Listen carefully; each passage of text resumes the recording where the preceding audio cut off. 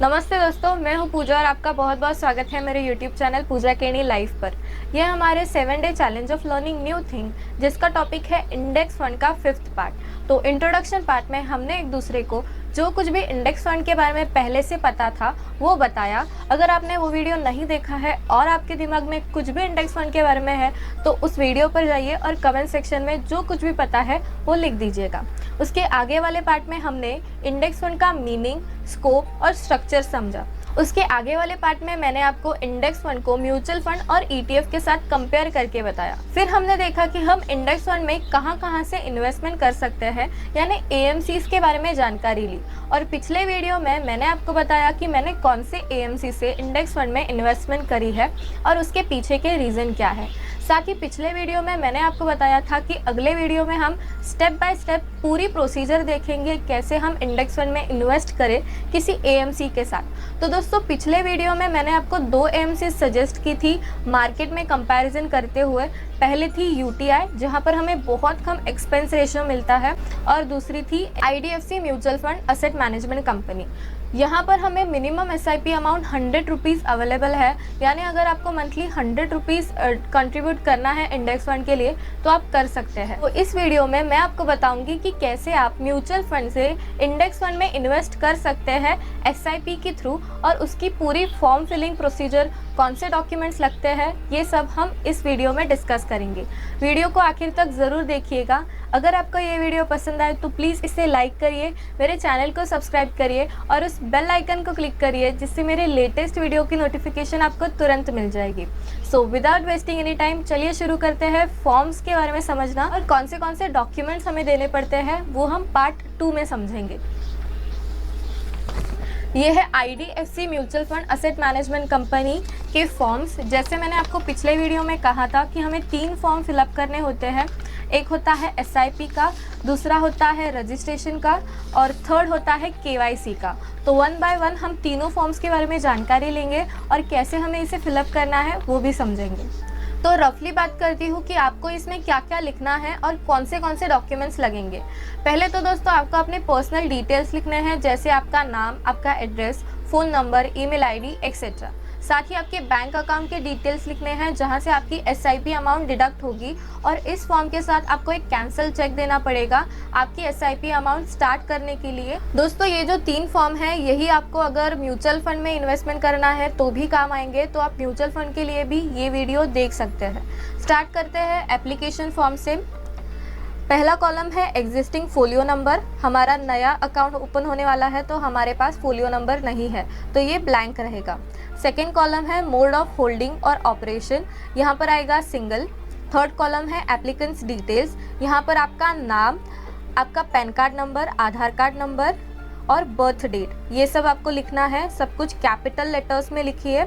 उसके नीचे वाले कॉलम में अगर आप माइनर के लिए अकाउंट ओपन कर रहे हैं, इन्वेस्टमेंट कर रहे हैं, तो उसके डिटेल्स आपको लिखने हैं, साथ ही गार्डियन के डिटेल लिखने हैं। और उसके बाद second applicant and third applicants के डिटेल, अगर यहाँ पर जॉइंटली ऑपरेट हो रहा है आपका इन्वेस्टमेंट अकाउंट तो। अभी आते हैं फोर्थ कॉलम पर, correspondence details of sole first applicants. यहाँ पर आपको आपका correspondence address, overseas address mandatory for NRI FII applicants, यहाँ पर आपको आपका एड्रेस लिखना है। अगर आप NRI FII है तो वो भी आपको इधर मेंशन करना पड़ेगा।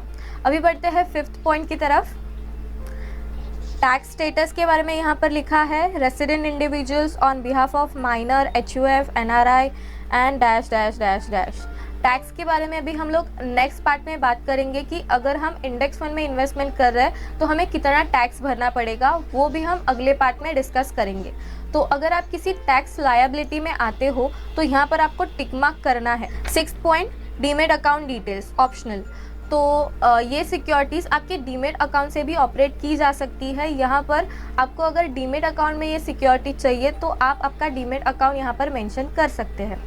7th point bank details. यहाँ पर आपको account number, bank name and branch city, IFSC code, MICR code, ये सब लिखना। अकाउंट टाइप कौन सा है वो टिक मार्क करना है, एंड अदर होगा तो उधर स्पेसिफाई करना है। ये होगा हमारा एप्लीकेशन फॉर्म। अभी बढ़ते हैं हम रजिस्ट्रेशन ऑफ SIP के फॉर्म की तरफ। तो फॉर्म का नाम है SIP and SIP top up registration renewal.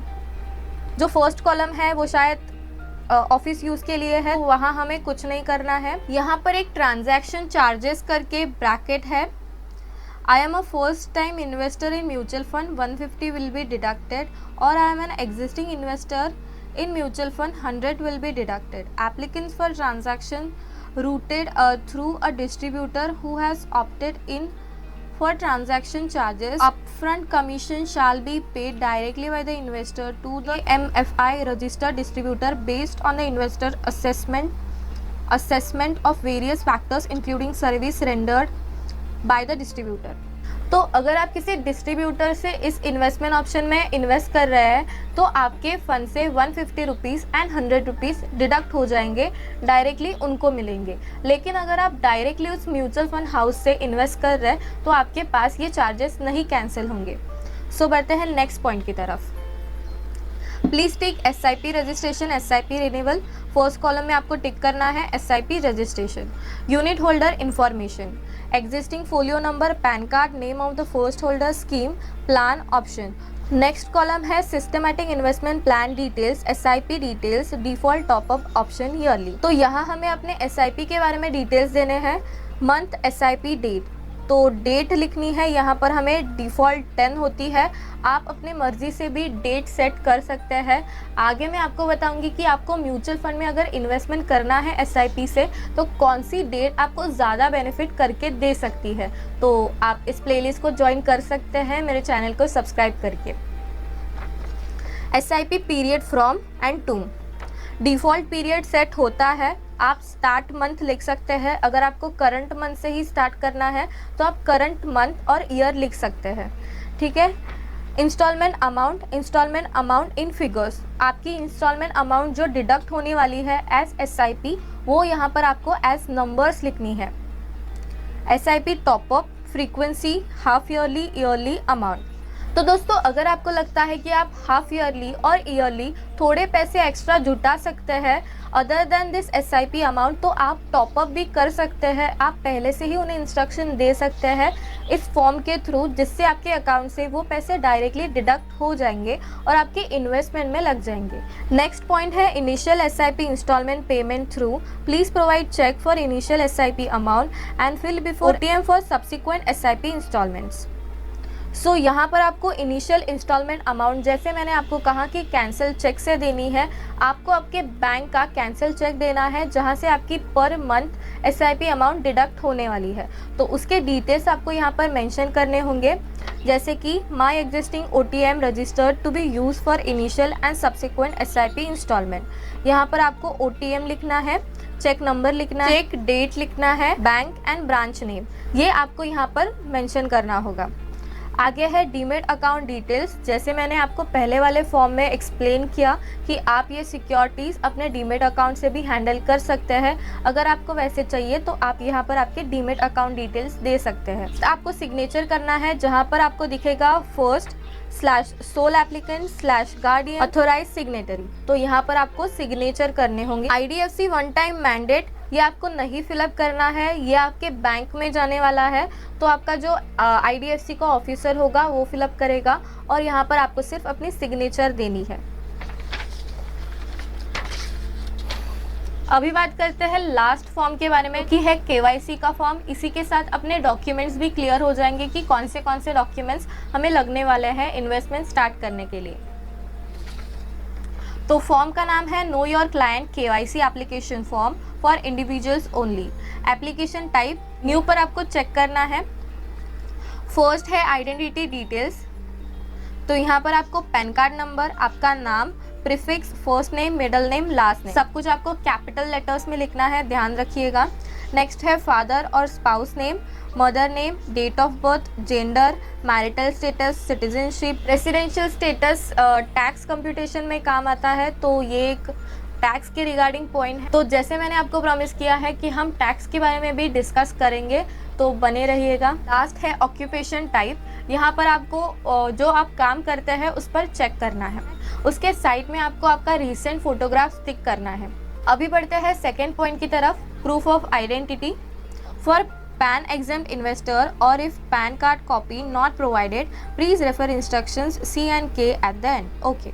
Certified copy of any one of the following proof of identity POI needs to be submitted. तो आगे वाले लिस्ट में से आपको एक सर्टिफाइड कॉपी देनी पड़ेगी। फर्स्ट है पासपोर्ट नंबर, सेकेंड है वोटर ID, थर्ड है ड्राइविंग लाइसेंस, फोर्थ है आधार कार्ड, फिफ्थ है NREGA जॉब कार्ड, सिक्स्थ है others, any document notified by the central government. Okay, तो यहाँ पर आपको पहले ABCDEFZ में से किसी को चेक करना है, उसके आगे आपको आपका नंबर लिखना है जो भी वहाँ पे कॉलम्स दिए हैं उसमें। तो पासपोर्ट के आगे पासपोर्ट एक्सपायरी डेट है, ड्राइविंग लाइसेंस के आगे ड्राइविंग लाइसेंस एक्सपायरी डेट है और अदर के आगे आइडेंटिफिकेशन नंबर है। ये सेकेंड पॉइंट हो गया हमारा। अभी बढ़ते हैं थर्ड पॉइंट की तरफ। Proof of address POA, current permanent overseas address details. तो अगर आप करंट किसी एड्रेस पर हो तो आपको वहाँ पर चेक करना है। परमानेंट अगर आपका एड्रेस है तो बाकी सबको कैंसिल करके सिर्फ परमानेंट रखना है। आप समझ सकते हैं। सो एड्रेस में first line, second line, third line, district, zip और post code, city, town, village, state, UT, country code, ये सब आपको अच्छे से भरना है। आपका जो एड्रेस है उसके बारे में जानकारी देनी है उन्हें। नेक्स्ट है certified copy of any of the following proof of address needs to be submitted. तो पहले आपको प्रूफ ऑफ आइडेंटिटी देना पड़ा, अभी आपको प्रूफ ऑफ एड्रेस देना पड़ेगा। देखते हैं क्या है लिस्ट में। Passport number, voter ID card, driving licence, Aadhaar card, NREGA job card same है मोस्टली। यह है आपके एड्रेस प्रूफ के लिए। आपको इनमें से एक डिटेल्स देनी पड़ेंगी एड्रेस प्रूफ को सेटिस्फाई करने के लिए। अभी बढ़ते हैं 3.2 पॉइंट की तरफ, जो कि है करस्पॉन्डेंस और local address details same as current permanent overseas address. तो जो ऊपर आपने एड्रेस लिखा वही आपको कॉपी पेस्ट करना है 3.2 कॉलम में भी। अभी बढ़ते हैं फोर्थ पॉइंट की तरफ, जो कि है contact details. All communications will be sent on provide. Please refer instruction F at the end. Okay, तो जो कुछ भी आपके इन्वेस्टमेंट से रिलेटेड इन्फॉर्मेशन होगी वो आपके मोबाइल नंबर और आपके ईमेल ID पे भेज दी जाएगी। तो ये कॉलम अच्छे से फिलअप करिएगा, कुछ गलती मत करिएगा। तो ईमेल ID देना है आपको, अपना मोबाइल नंबर देना है, टेलीफोन नंबर देना है ऑफिस का अगर होगा तो, या रेसिडेंसी का टेलीफोन नंबर देना है। अभी बढ़ते हैं फिफ्थ पॉइंट की तरफ, जो कि है FATA/CRS information tick if applicable. तो residence for tax purpose, jurisdiction outside India, please refer section B at the end. ये भी टैक्स से रिगार्डिंग है। Additional details required mandatory only if above option 5 is tick. तो इस fifth option में क्या लिखा है दोस्तों, अगर आप जुडिसडिक्शन पर्पस के लिए आउटसाइड इंडिया है तो आप आपके एड्रेस के बारे में बताएंगे, साथ ही आपके जो अदर डिटेल्स हैं। तो अगर आपको ये फिफ्थ पॉइंट एप्लीकेबल है तो ही आपको आगे के डिटेल्स भरने हैं, नहीं तो नहीं भरने हैं। हम बढ़ते हैं डायरेक्टली सिक्स्थ पॉइंट की तरफ। Details of related person optional, please refer instruction G at the end. In the case of additional related person, please fill annexures B1. तो related person करके ये point है, यहाँ पर आपको related person, deletion of related person, KYC number of related person, guardian of minor, assignee, authorize representative. आपको related person में guardian of minor, assignee और ऑथोराइज रिप्रेजेंटेटिव इनमें से एक पर चेक इन करना है और उनके डिटेल्स भरने हैं। वो भी सेम रहेंगे, उनका नाम, उनका बर्थ डेट और आइडेंटिटी प्रूफ। 7 पॉइंट रिमार्क के लिए है, आपको इस म्यूचुअल फंड के बारे में क्या लग रहा है ये आपको उधर लिखना है, ये आपका ओपिनियन बताने जैसा हो गया। आपको मेरा वीडियो कैसे लगा वो भी आप मुझे नीचे कमेंट सेक्शन में बता सकते हैं। 8th पॉइंट है applicant declaration. Let's read it. I hereby declare that the details furnished above are true and correct to the best of my knowledge and belief, and I undertake to inform you and any changes therein immediately. In case any of the above information is found to be false or untrue or misleading or misrepresenting, I am aware that I may be held liable for it. I hereby declare that I am not making this application for the purpose of contravention of any act, rules, regulation or any statute of legislation or any notifications or directions issued by the government or statutory authority from time to time.